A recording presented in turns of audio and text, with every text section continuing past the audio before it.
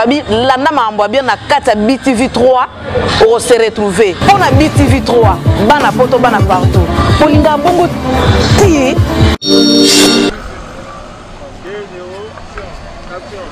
Oui, amis sportifs, fidèles téléspectateurs de Globe de BTV. Attends, pardon, on a vu Globalité.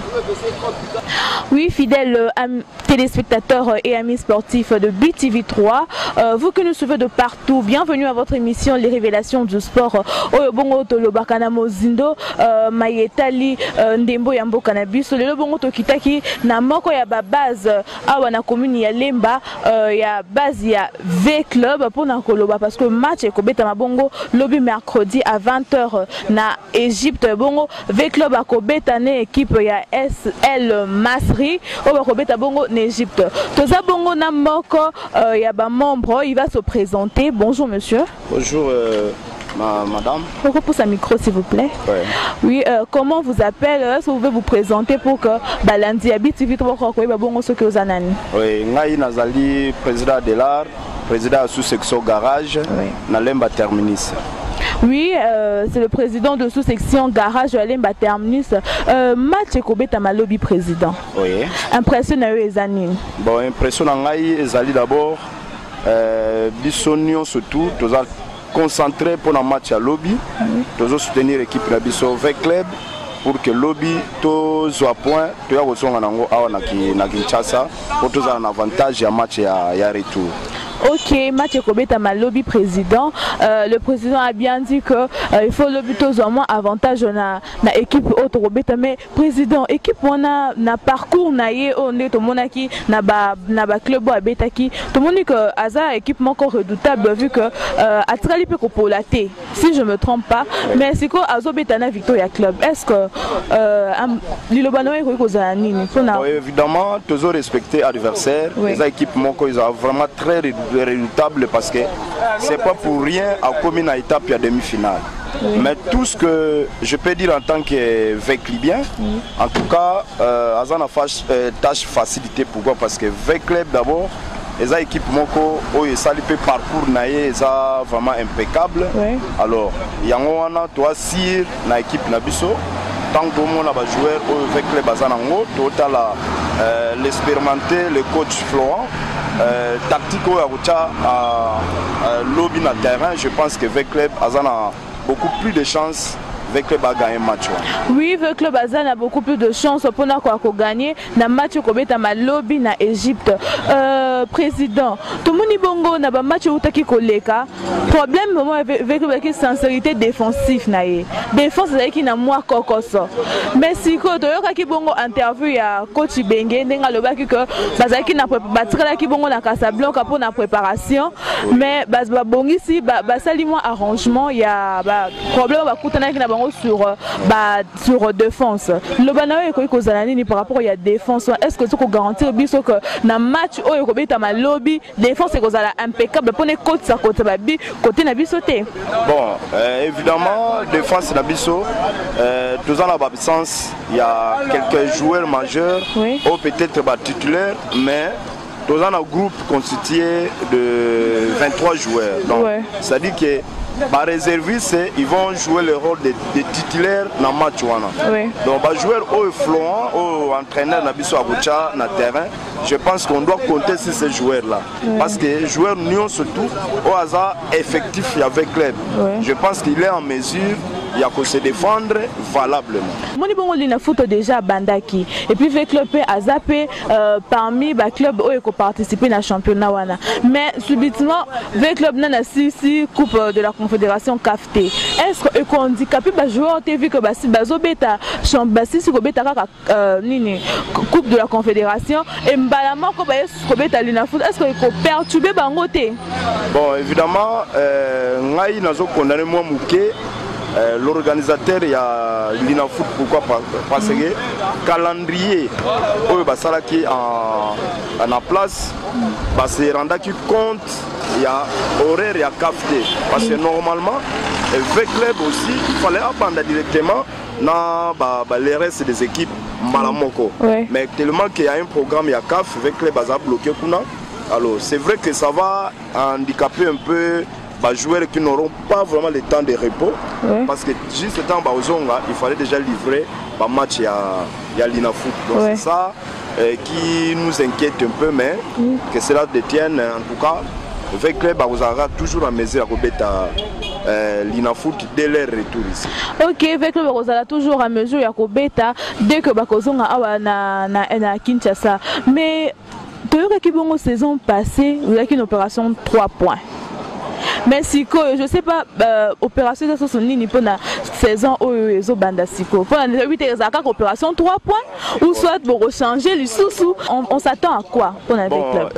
Évidemment, aux hommes on a championnat et banda nango. Mais le rôle avec club on a bétité, on sentir que le terrain est à Mali.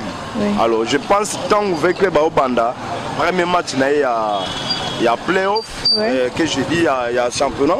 Je pense que aux Alagaka même slogan, avec club c'est la victoire. Donc tout match avec club en tout cas, parfois il ne faut pas s'attendre toujours à un résultat positif parce que avec club est en pleine compétition.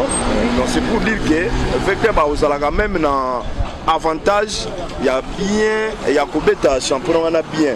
Pour jouer vraiment compétitif. Oui, jouer vraiment compétitif. Tout le monde bon même action, il y a certains joueurs où ils ont ça la fierté en beaucoup RDC. Pronostic na eu ezali pour le match il y a lobby. Bon, pour le match à lobby, Ngaï président de là, nous avec le club gagné par 1-0. 1-0.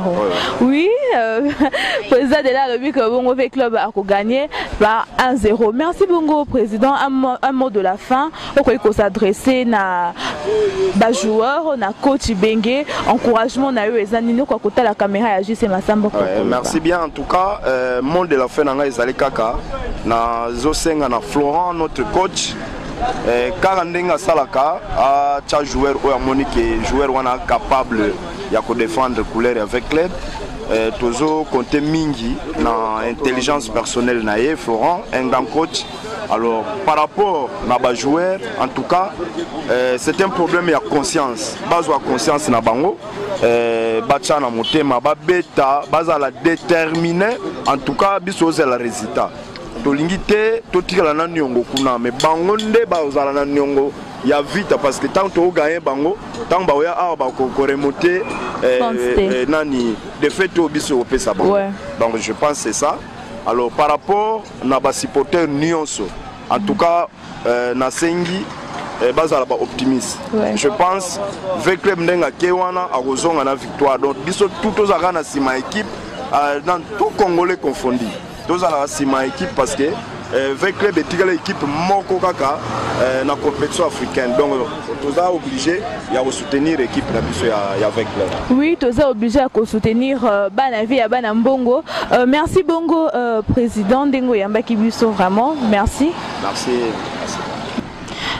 Donc il va pronostiquer un match à lobby. Il n'y a pas de but avec le Bekobet à lobby une équipe à Masri en Égypte. Ce que pronostic na yo ezali en tant que moi la veille. Ouais. En tant que moi la veille, Banambongo. Toyebi ke biso tokenda poto zo 3 points libanda. Oui.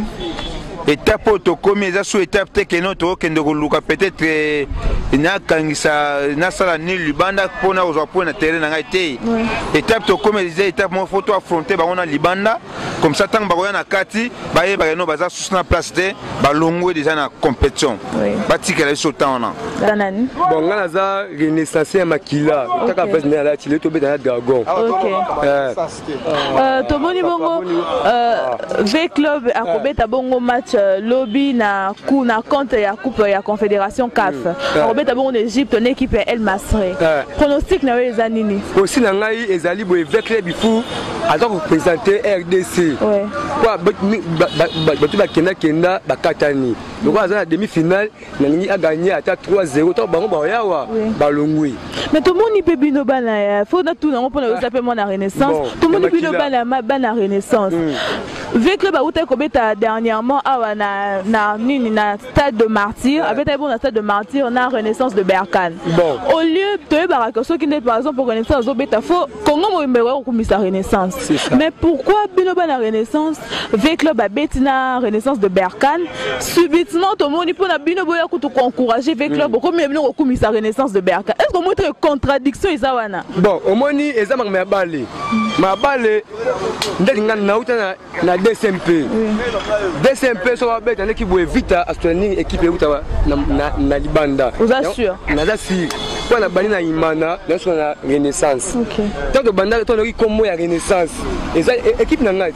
Na gena bien côté. Il faut la soutenir hier. Ah donc les andé bongo donc vu que bino balé bozan comme Renaissance. Il faut siko yo kumisa Renaissance mais bende la mboko ko isana yo pono o kumisa Renaissance. Bon weza taka kombo kaka. Osani siko. Rwanda ina yo so ba bomaye. Yo osebelango mais nous avons vu la demi-finale. Lobby a perçu que moi bien à 3-0. Merci beaucoup pour l'interview. Bachali pose un membre de la sous-section garage. Pronostic pour le match il y a lobby de Javé Club Akobetana El Masri na Égypte. Tu gagné 1-0 donc bomba qui déjà 1-0 déjà. OK, merci beaucoup. Je pose un membre PKK sous section garage. Oui.